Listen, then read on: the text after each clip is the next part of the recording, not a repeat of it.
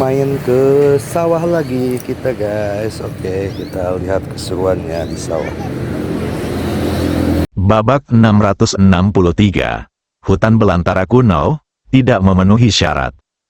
Mendengar perkataan Pak Tua Zhao, Ye Guan tertegun, lalu menggelengkan kepalanya dan tersenyum.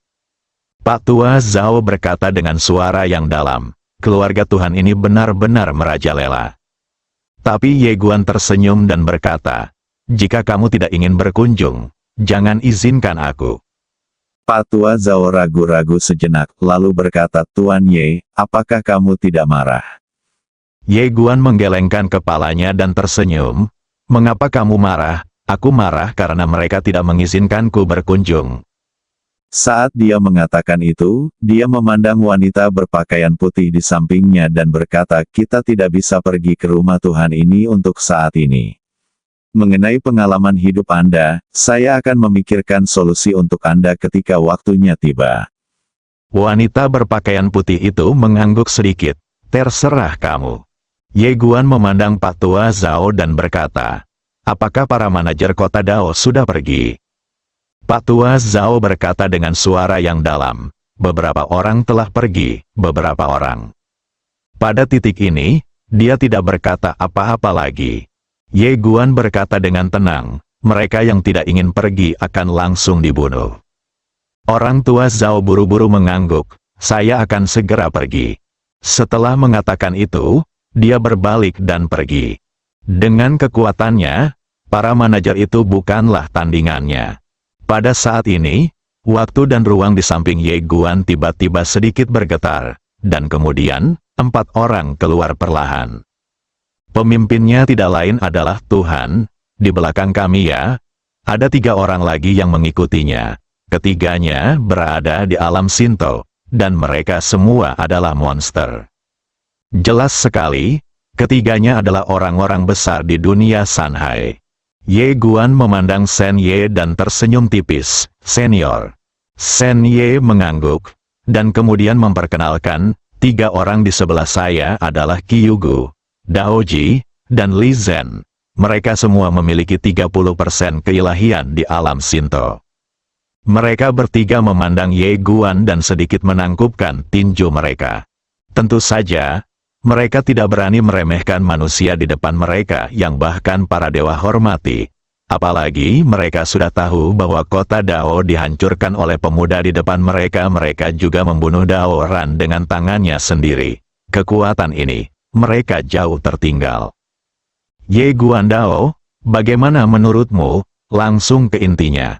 Shen Ye berkata dengan suara yang dalam. Teman kecil, saya ingin kembali ke alam Sanhai. Saya tidak ingin terlibat dengan hal-hal di luar. Dia akhirnya memilih untuk tidak mengikuti Ye Guan lebih jauh. Meskipun Ye Guan bisa membawakannya banyak hal, dia tahu betul bahwa jalan di depannya juga sangat berbahaya.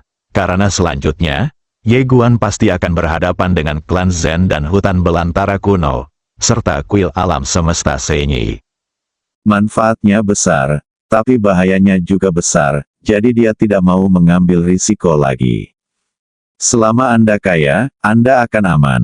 Baginya, dengan kekuatannya saat ini, tidak sulit untuk perlahan mencapai 50% keilahian.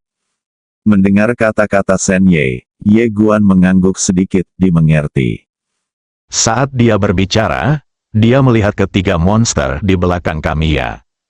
Allah pun berfirman, mereka ingin bertemu denganmu lalu memutuskan apakah akan mengikutimu atau tidak. Kyugu keluar dan berkata dengan suara yang dalam, Tuan Ye, bisakah Anda benar-benar membantu kami meningkatkan keilahian kami? Ye Guan mengangguk, ya. Dengan pagoda kecil dan urat leluhur, selama Anda tidak terlalu bodoh, tidak sulit untuk meningkatkan keilahian Anda, dan beberapa orang di depan Anda tentu saja bukanlah orang bodoh yang bisa mencapai titik ini. Kyugu menatap Ye Guan, bisakah kamu membuktikannya pada kami? Ye Guan tersenyum dan berkata, ya. Karena itu, dia langsung membawa ketiga monster itu ke menara kecil. Begitu mereka memasuki menara kecil, ekspresi Kyugu dan yang lainnya tiba-tiba berubah. Sebenarnya Tuhan sudah memberitahu mereka tentang menara kecil itu sebelum mereka datang. Namun mereka masih tidak percaya, jadi mereka ingin datang dan melihat sendiri. Pada saat ini, ekspresi ketiga orang itu sangat serius. Mereka tidak menyangka bahwa memang ada benda suci yang menentang surga di dunia. Setelah terkejut, mereka menjadi bersemangat, karena mereka menemukan bahwa energi spiritual di dalam sangat menakutkan, dan sama sekali tidak tertandingi oleh dunia luar. Pada saat ini, mereka benar-benar percaya bahwa Ye Guan tidak menipu mereka, tetapi benar-benar dapat membantu mereka meningkatkan keilahian mereka. Ye Guan memandang Kyugu, yang merupakan pemimpinnya. Bagaimana kabarnya? Kyugu berkata dengan suara yang dalam, Tuan Ye, musuhmu adalah. Alis Ye Guan tiba-tiba berkerut. Melihat adegan ini, Kyugu terkejut dan buru-buru berkata, maksudku, berapa lama kami harus mengikutimu? Ye Guan menggelengkan kepalanya dan tersenyum. Lupakan saja, kalian bertiga harus mengikuti senior Senye kembali ke alam gunung dan laut. Karena itu, dia membawa ketiga orang itu langsung keluar dari menara kecil itu. Ketiga monster itu sedikit bingung, apa nama benda ini? Ye Guan tidak berbicara dengan mereka lagi, tapi menatap Sen Ye sambil mengepalkan tinjunya. Senior, sampai jumpa lagi. Setelah mengatakan itu, dia berbalik dan pergi bersama Arya, Xiao Bai dan wanita berpakaian putih. Melihat Ye Guan pergi dari kejauhan, ekspresi kompleks tiba-tiba muncul di mata Sen Ye. Kyugu berkata dengan suara yang dalam, Senye, apa maksudnya? Tuhan pun berkata dengan lembut, sebenarnya dia tidak membutuhkan bantuan kita sama sekali. Harus dikatakan bahwa dengan bergabungnya kita, dia secara alami akan bahagia, tetapi tanpa kita bergabung, itu sebenarnya tidak ada artinya baginya. Kyugu dan tiga lainnya terdiam. Dewa itu juga menoleh ke arah Kyugu. Kyugu, dengan kualifikasi dan sumber daya yang kamu miliki saat ini, menurutmu berapa lama waktu yang kamu perlukan untuk menjadi 50% dewa? Setelah Kyugu terdiam lama, dia berkata, saya tidak tahu. Tuhan pun berfirman lirih, tetapi jika kamu mengikutinya, kamu pasti akan bisa meningkat lagi dalam waktu kurang dari 100 tahun. Tapi, apa yang bisa kamu bawa kepadanya? Kamu melakukan kesalahan, yaitu kamu belum mengabdi dia, sudah mulai membuat syarat. Setelah mengatakan ini, dia menggelengkan kepalanya, bagaimana menurutmu? Kyugu tersenyum pahit, saya tidak ingin menyerah kepada manusia selamanya. Bagi para monster dari klan monster, menyerah kepada manusia tentu merupakan hal yang sangat memalukan. Tuhan juga diam. Memang benar, meskipun kekuatan alam gunung dan laut jauh lebih rendah daripada alam gurun kuno, ia pernah mampu bersaing dengan alam gurun kuno. Sekarang jika mereka menyerah kepada manusia, mereka tidak akan bisa menerimanya, dan mereka tidak akan mampu lulus ujian di dalam hati mereka. Inilah sebabnya mengapa Tuhan juga menolak keinginannya. Seolah memikirkan sesuatu, Kyugu tiba-tiba berkata, gadis kecil di sebelahnya sebelumnya adalah binatang jahat legendaris. Tuhan juga mengangguk, Kyugu sedikit bingung, mengapa dia menyerah kepada manusia. Senya menggelengkan kepalanya dan tersenyum. Apakah menurutmu dia menyerah? Kyugu ragu-ragu sejenak, lalu berkata, sepertinya tidak. Sen Ye tersenyum dan berkata, Tuan Ye ini tidak terlalu menghormatinya. Terlebih lagi, dalam hal senioritas, dia selalu memanggilnya cucu Tuan Ye, tetapi Tuan Ye ini tidak pernah membantahnya. Bukan hanya dia tidak membantah, tapi dia juga menyetujuinya. Setelah mengatakan ini, dia menggelengkan kepalanya dan tersenyum. Sebenarnya aku juga sangat bingung tentang ini. Kyugu berkata dengan suara yang dalam, bisakah dia menangani gurun kuno dan klan Zen? Tuhan juga diam. Saya harus mengatakan bahwa mengikuti Ye Guan selama periode ini, dia sangat terkejut dengan kekuatan Ye Guan dan orang-orang di belakangnya, tetapi dia tidak berani mengatakan bahwa Ye Guan pasti akan mampu bersaing dengan gurun kuno dan klan kota karena kedua kekuatan ini sungguh menakutkan. Ketiga negara adidaya ini telah kuat sejak zaman dahulu hingga sekarang. Hanya era Senyi, ketika Senyi berada pada puncaknya, yang mampu menekan ketiga kekuatan tersebut. Meskipun Ye Guan adalah monster, Ye Guan jelas tidak memiliki kekuatan seperti itu saat ini. Qiu Gu berkata dengan tenang, kalau begitu mari kita tunggu dan lihat. Sejujurnya, dia juga sedikit tidak senang. Anda harus tahu bahwa mereka juga berada di alam Sinto, dan datang bekerja untuk Ye Guan sudah memberikan wajah Ye Guan. Tapi sikap Ye Guan yang seperti ini membuat mereka merasa sedikit malu. Pada saat ini, ruang dan waktu di depan mereka tiba-tiba meledak, dan saat berikutnya, seorang lelaki tua berbaju putih perlahan keluar. Dan saat lelaki tua berbaju putih itu keluar, wajah para dewa yang hadir tiba-tiba berubah drastis, karena mereka merasakan tekanan yang sangat mengerikan, seperti sejuta gunung yang menekan mereka, membuat mereka sulit untuk terengah-engah. Setidaknya 60% ilahi. Sen Ye tiba-tiba melihat ke dada kiri lelaki tua berbaju putih, di mana ada tanda monster-monster. Melihat tanda monster-monster ini, Sen Ye terkejut dan berkata, ini, kamu berasal dari hutan belantara kuno. Gurun kuno. Orang tua berkulit putih memandang pemimpin para dewa, apakah kamu seorang dewa? Sen Ye berkata dengan suara yang dalam, ya. Orang tua berbaju putih tidak memiliki ekspresi di wajahnya. Mulai sekarang, dunia pegunungan dan lautan akan diambil alih oleh hutan belantara kuno. Karena kalian telah mencapai alam dewa, ikuti saya ke hutan belantara kuno. Tuhan juga sedikit bingung, mengapa pergi ke hutan belantara kuno untuk apa? Orang tua berkulit putih itu mengerutkan kening, tentu saja dia bekerja untuk Dewa Iblis. Bekerja untuk Dewa Iblis, Tuhan juga sedikit bingung. Saat ini, Qiu Gu tiba-tiba bertanya, apa keuntungan bekerja untuk Dewa Iblis? Lancang. Orang tua berkulit putih itu tiba-tiba berteriak dengan marah. Begitu teriakan marah itu terdengar, Qiu Gu tiba-tiba mundur dengan keras seperti disambar petir, darah mengucur dari mulutnya. Para dewa juga terkejut. Orang tua berbaju putih menatap dingin ke arah Qiu Gu yang pucat, merupakan kehormatan bagimu untuk melayani Dewa Iblis. Kamu sebenarnya menginginkan keuntungan. Apakah kamu ingin mati? Wajah Qiu Gu bingung. Meski marah, dia tidak berani berbicara. Wajah Sen Ye terlihat sedikit jelek, dia ragu-ragu sejenak, dan kemudian berkata, Yang mulia, mengapa gurun kuno ini tiba-tiba ingin mengambil alih gunung dan lautan?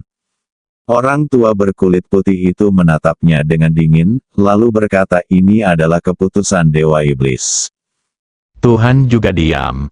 Orang tua berbaju putih berkata lagi, kamu bisa mengikutiku ke hutan belantara kuno sekarang. Sedangkan untuk alam pegunungan dan laut, kami telah mengirim orang untuk mengambil alih. Saat dia mengatakan itu, dia menatap dingin ke arah Qiu Gu tidak jauh dari sana. Juga, jangan bilang aku tidak mengingatkanmu untuk menunggu. Ketika kamu tiba di hutan belantara kuno, ingatlah untuk tidak bertanya lagi dan ikuti saja perintahnya. Pesanan. Setelah mengatakan itu, dia berbalik dan menghilang di kejauhan. Ekspresi Qiu Gu dan yang lainnya tiba-tiba menjadi sangat jelek. Wajah Sen Ye juga sedikit jelek. Dia tidak menyangka gurun kuno ini bisa begitu mendominasi. Menyerah pada hutan belantara kuno, ekspresi Tuhan tiba-tiba menjadi sedikit rumit. Qiu Gu tiba-tiba berkata dengan suara galak, mengapa kita tidak mencari Tuan Ye? Tapi Tuhan juga menggelengkan kepalanya, sudah terlambat. Dia mengetahui karakter Ye Guan dengan sangat baik. Ketika dia baik, dia sangat baik. Ketika dia jahat, dia bukanlah orang yang jahat. Apalagi ketika dia kejam, dia benar-benar kejam. Sekarang mereka pergi ke Ye Guan, dan Ye Guan pasti tidak menginginkannya. Setelah memikirkan hal ini, Sen Ye tiba-tiba merasakan rasa pahit di hatinya. Qiu Gu berkata dengan suara yang dalam, hutan belantara kuno telah muncul. Mereka seharusnya mencari Tuan Ye. Sen Ye berkata dengan lembut, jika prediksinya bagus, mereka seharusnya pergi. Bab 664 Keluarga Kami. Di sisi lain, Ye Guan belum berjalan lama ketika dia sepertinya merasakan sesuatu.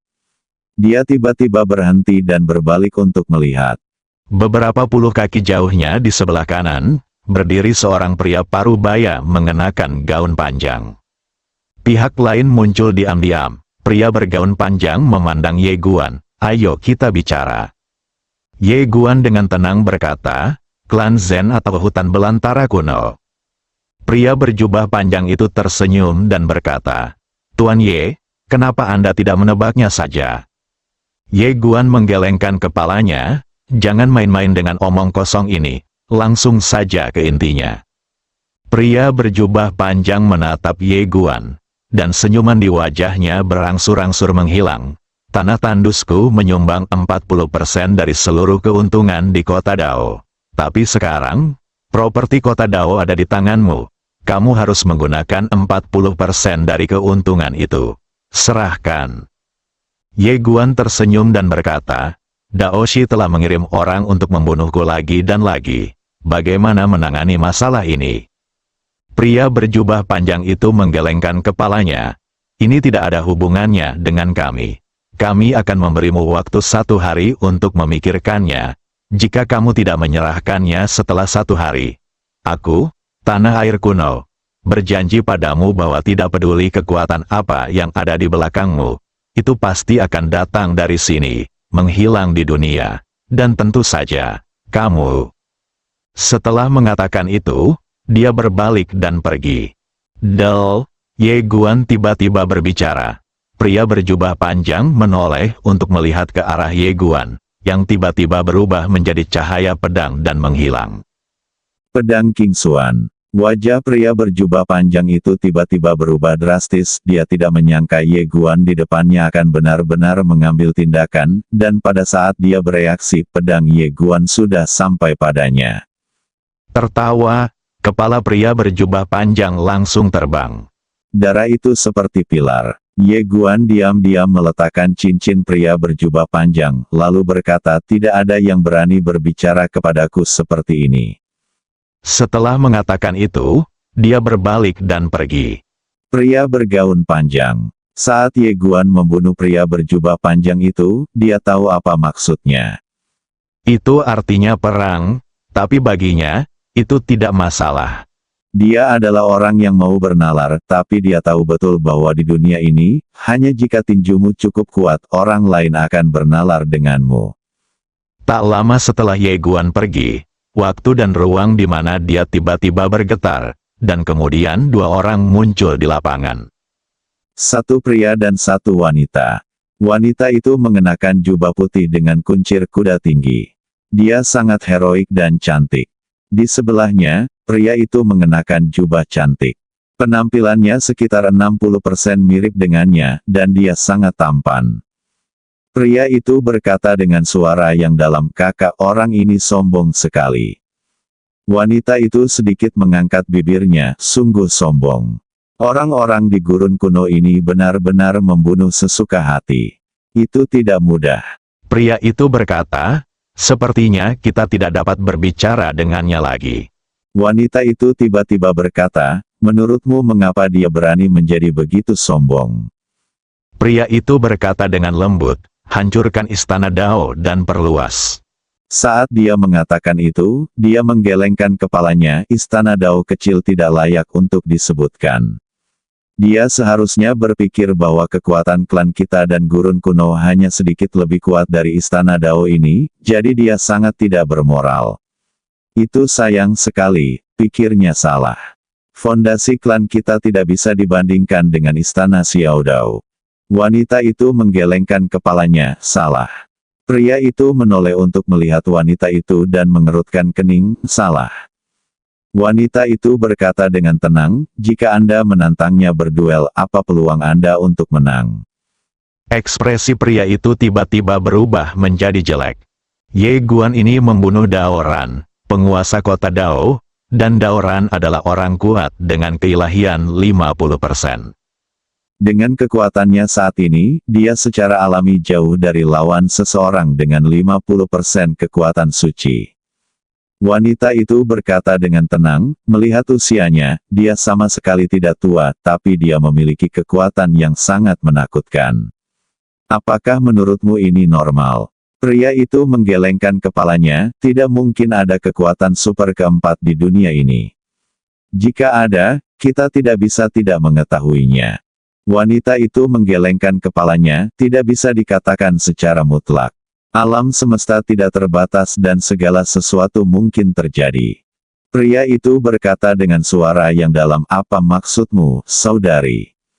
Wanita itu tersenyum dan berkata, ayah meminta kita untuk menangani masalah ini kali ini, jelas dia ingin melatih kita. Ini adalah kesempatan bagi kita saudara-saudara. Jika kita menanganinya dengan baik, kita saudara-saudara akan mendapat lebih banyak di masa depan, peluang, status kita dalam keluarga akan menjadi semakin stabil. Berbicara tentang ini, dia melihat sosok Ye Guan yang mundur di kejauhan. Saya ingin membuat keputusan yang berani. Pria itu sedikit terkejut, keputusan yang berani. Wanita itu mengangguk, ya, pria itu sedikit penasaran, keputusan apa? Wanita itu tersenyum dan tidak berkata apa-apa. Pria itu mengerutkan bibirnya dan berkata, ini dia lagi. Ye Guan kembali ke kota Dao sebelumnya. Karena diberkati oleh kekuatan banyak formasi bos besar. Oleh karena itu, bahkan setelah beberapa pertempuran, kota itu masih belum hancur. Namun, tidak ada orang di kota Dao sekarang, dan tidak ada pedagang yang menetap. Tidak hanya pasar ini, tetapi semua pasar pada dasarnya tutup sekarang. Tidak ada yang berani membuka toko saat ini. Adapun alasannya, itu wajar karena istana Dao baru saja dihancurkan, dan semua orang menunggu untuk melihat siapa yang akan menang antara Ye Guan, Tanah Air Kuno, dan klan Zen.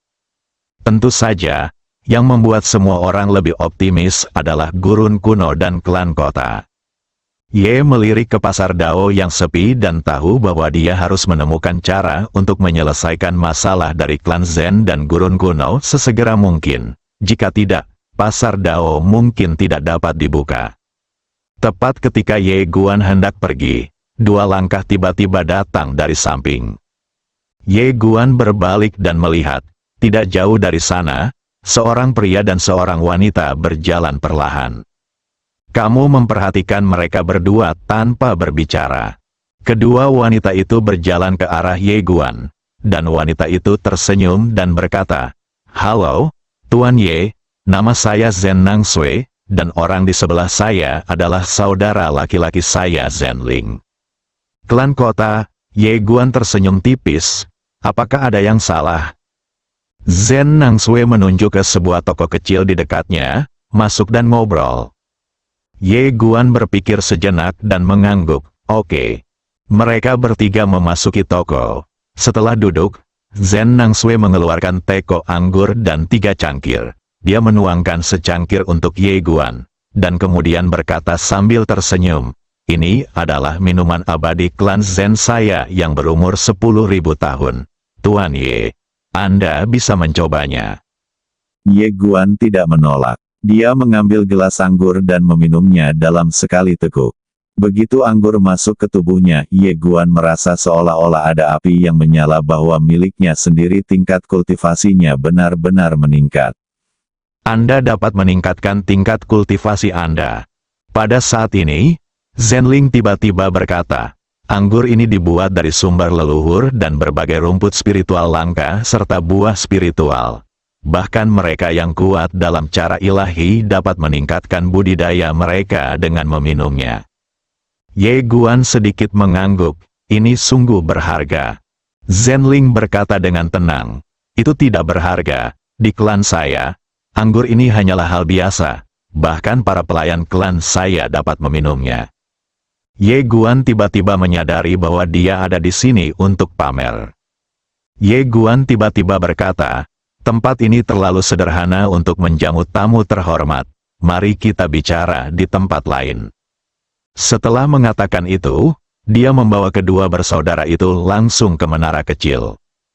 Begitu mereka memasuki menara kecil, ekspresi kedua saudara kandung Zen Nang Sui langsung berubah. Jelas sekali, kedua bersaudara itu telah menemukan bahwa tempat ini berbeda dari luar. Zhen Nangsui tampak sedikit serius dan berkata, "Tuan Ye, waktu di menara ini." Ye Guan mengangguk, 10 tahun di dalam menara, suatu hari di luar. Mendengar ini, kedua bersaudara itu saling memandang dan sangat terkejut. Melihat kedua bersaudara itu begitu terkejut, Ye Guan sedikit terkejut. "Apa, klan kotamu tidak memilikinya? Tidak mungkin." Kakak dan adik Zhen Nangsui, Zhen Ling menatap Ye Guan. Dia tahu orang ini sedang pamer. Ye Guan menambahkan, "Defisit waktu yang begitu sederhana. Klan Zhen, bukankah itu benar-benar tidak ada?" Begitu kata-kata ini keluar, wajah Zhen Nangsui dan saudaranya tiba-tiba menjadi semakin jelek. Zhen Ling berkata dengan suara yang dalam, "Tuan Ye, apakah hal ini sangat umum di keluarga Anda?" Ye Guan mengangguk, "Sejujurnya, ini memang sangat umum. Hampir semua orang di keluarga kami, generasi muda, memilikinya." Xiao Ta, Zhen Ling menatap Ye Guan, satu orang per orang. Ye Guan mengangguk, "Ya." Zhen Ling mencibir, "Tuan Ye, apakah ini agak berlebihan? Melihat seluruh alam semesta, benda ajaib seperti itu jarang terjadi. Keluargamu hanya punya satu, kamu bisa menyombongkan diri." Ye Guan sedikit terkejut. Suatu hal yang langka, saudara Ling salah. Hal ajaib semacam ini memang hanya hal biasa di keluarga yang saya. Jika Anda tidak percaya, saya akan menunjukkan sesuatu yang lain. Zhen Ling segera berkata, "Cepat keluarkan dan lihat." Ye Guan mengeluarkan pedang King Xuan dan menyerahkannya pada Zhen Ling. "Coba lihat." Ketika mereka melihat pedang King Xuan, ekspresi saudara kandung Zhen Nangsui tiba-tiba menjadi sangat serius lagi. Keduanya telah melihat dunia, jadi mereka tahu pedang King Xuan adalah sesuatu yang istimewa saat mereka melihatnya. Zhen Ling mengambil pedang King Xuan. Dia mengelusnya untuk waktu yang lama, dan kemudian seolah memikirkan sesuatu. Dia mengeluarkan perisai kuno dan dengan ringan menggaruknya. Tertawa, perisai kuno itu langsung terbelah menjadi dua, seperti memotong tahu. Memalukan, kedua bersaudara itu saling memandang dengan keterkejutan di mata mereka. Anda harus tahu bahwa perisai kuno mereka adalah benda suci di alam dewa, tetapi sangat rapuh di depan pedang ini. Tidak biasa. Ye Guan tersenyum dan berkata, "Bagaimana dengan pedang ini?" Zhen Nangsui berkata dengan suara yang dalam, "Tuan Ye, pedang apa ini?" Ye Guan Dao, "Pedang King Xuan. Saya, generasi muda dari keluarga yang memiliki satu di masing-masing tangan." King Xuan, segelintir orang, mendengar perkataan Ye Guan. Zhen Nangsui dan Zhen Ling sama-sama mengernyitkan mulut. Tentu saja, mereka tidak percaya bahwa keluarga Ye Guan bisa begitu kaya, dengan setiap orang memegang pedang seperti itu. Ini terlalu berlebihan. Bahkan jika aku membunuh mereka, aku tidak akan mempercayainya. Saat ini, Ye Guan tiba-tiba berkata, "Nona Nangsui, saudara Ling, klan Anda adalah klan yang kuat di dunia. Berapa gaji yang Anda miliki setiap bulan?" Zhen Ling berkata dengan suara yang dalam, "Ada 200 sumber leluhur setiap bulan." "Apa?" Ye Guan tiba-tiba duduk, "Hanya 200 leluhur per bulan. Sangat sedikit." Tenggorokan Zhen Ling berguling, "Apakah ini tidak cukup?" Ye Guan menghela nafas dengan suara rendah tapi tidak berkata apa-apa. Zhen Ling ragu-ragu sejenak, lalu berkata, "Kamu, berapa gaji keluargamu per bulan?" Ye Guan melambaikan lengan bajunya, dan 20 pembuluh darah leluhur muncul tidak jauh di belakangnya. Dia berkata dengan tenang, "Keluarga kami tidak mengembangkan asal-usul leluhur, hanya pembuluh darah leluhur, dan satu pembuluh darah leluhur dihasilkan setiap bulan." Bersambung.